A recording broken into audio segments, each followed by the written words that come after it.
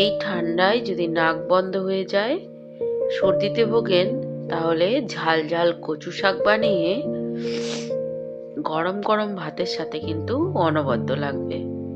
বন্ধুরা, আমি মিনতি পাল আজ আবার নিয়ে চলে এসেছি বাঙালির খুব প্রিয় একটা পদ, ইলিশ মাছের মাথা দিয়ে কচু শাকের রেসিপি। আমি আগেও আমার চ্যানেলে শেয়ার করেছি, তবে এটা আমি নতুন রাঁধুনিদের জন্য খুব সহজভাবে বানিয়েছি। আশা করি নতুন রাঁধুনিরা উপকৃত হবেন এবং ব্যাচেলাররাও সাথে সাথে।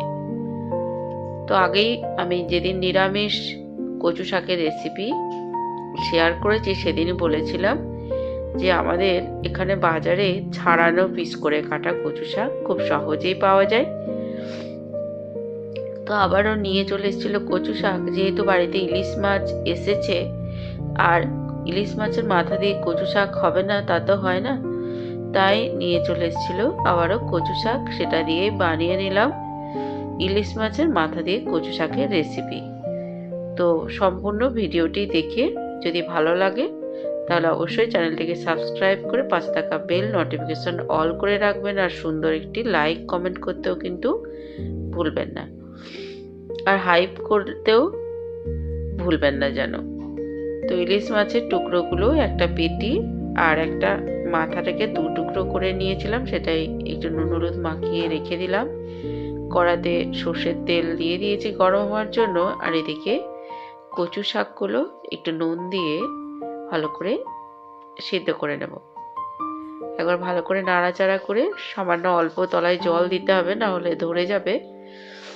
দিয়ে কচু শাকটা দিয়ে একটু নুন দিয়ে একটা থালা চাপা দিয়ে এটাকে খুব ভালোভাবে সিদ্ধ করে নেব।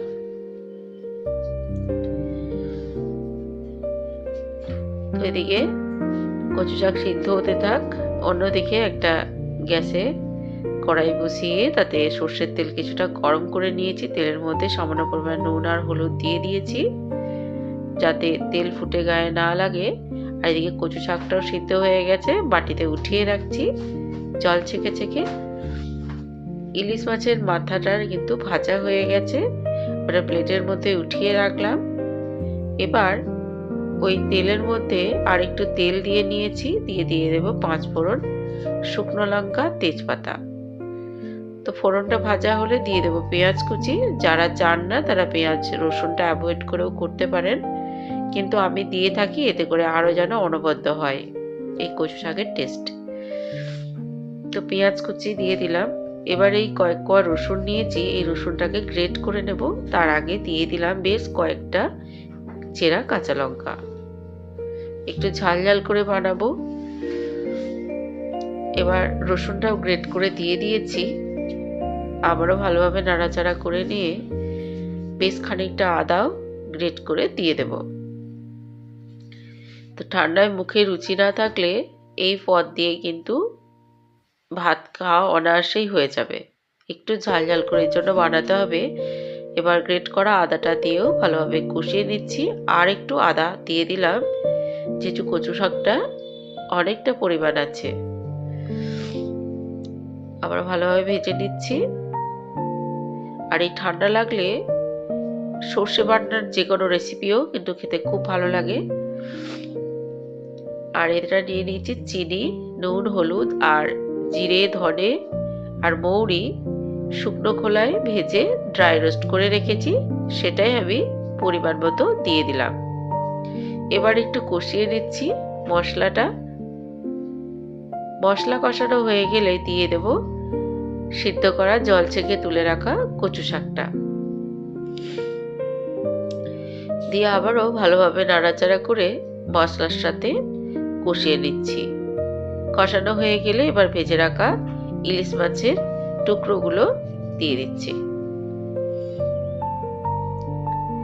এত সহজ রান্না যে যে কেউ অনায়াসে করে ফেলতে পারবেন, আর এত সুস্বাদু খেতে হয়। যারা খেয়েছেন তারা তো এর স্বাদ জানেনই, আর যারা খাননি তারা অবশ্যই একবার এইভাবে বানিয়ে খেয়ে দেখবেন। আশা করি একবার খেলে বারবার বানিয়ে খেতে ইচ্ছে করবে আপনাদের, আমি গ্যারান্টি দিলাম। তো ভালোভাবে মিশিয়ে নিচ্ছি। এভাবে করে 5-7 মিনিট খুব ভালোভাবে আমি এটাকে নাড়াচাড়া করে নেব যতক্ষণ না জলটা শুকিয়ে আসছে।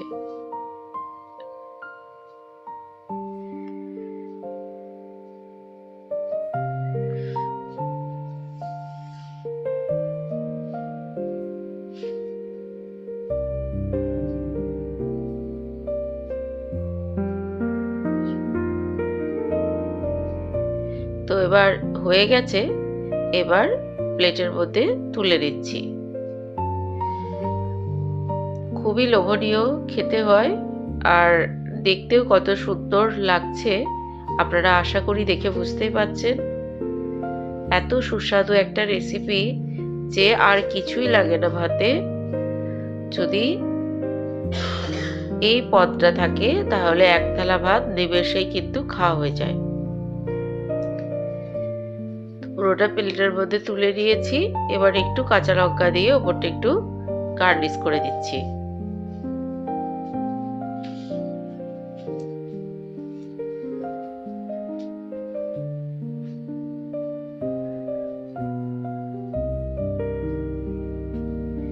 তো আমার তো খুবই পছন্দের, আর আপনাদের কার কার ভালো লাগে অবশ্যই কমেন্ট করে জানাবেন। আবারও মনে করিয়ে দিচ্ছি এটা আমার ক্রিয়েশনের চ্যানেল, তাই আমার সমস্ত রকম ক্রিয়েটিভিটি আমি এই একই চ্যানেলে আপলোড দিয়ে থাকি।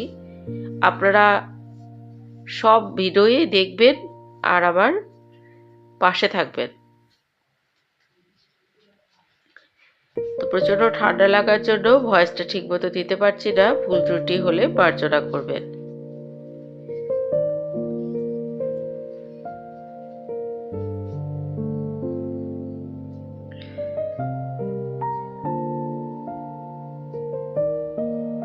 সত্যি দুর্দান্ত লাগে। আর ইলিশ মাছের আরও রেসিপি বা ইলিশ মাছের মাথা দিয়ে কচু শাকের রেসিপি আমার চ্যানেলে আরও দেওয়া আছে অনেক আগে। তো আপনারা সেই ভিডিওগুলো দেখে আসতে পারেন গিয়ে, আশা করি ভালো লাগবে। তো খাবার পরিবেশন করে নিয়েছি, সবাই খেয়ে খুব প্রশংসা করেছে। তো ইলিশ মাছের যে একটু সর্ষে ইলিশ রয়ে গিয়েছিল সেই, আর ইলিশ মাছের মাথা দিয়ে কচু শাক, এই দিয়েই আমাদের সম্পূর্ণ ভাত খাওয়া হয়ে গেছে, আর কিছুই লাগেনি। আর প্রচণ্ড যখন ঠান্ডা লাগে তখন কিন্তু এই ইলিশ মাছের সর্ষে বাটা দিয়ে ঝাল, তারপরে এই ঝাল ঝাল করে ইলিশ মাছের মাথা দিয়ে কচু শাক খেতে কিন্তু অনবদ্য লাগে। তো কেমন লাগলো বন্ধুরা ভিডিওটি অবশ্যই কমেন্ট করে জানাতে ভুলবেন না যেন। আপনাদের ভালো ভালো কমেন্ট পেলে আরও অনুপ্রেরণা জাগে মনে। তবে আজ এই পর্যন্ত, সবাই খুব ভালো থাকবেন, সুস্থ থাকবেন, ধন্যবাদ।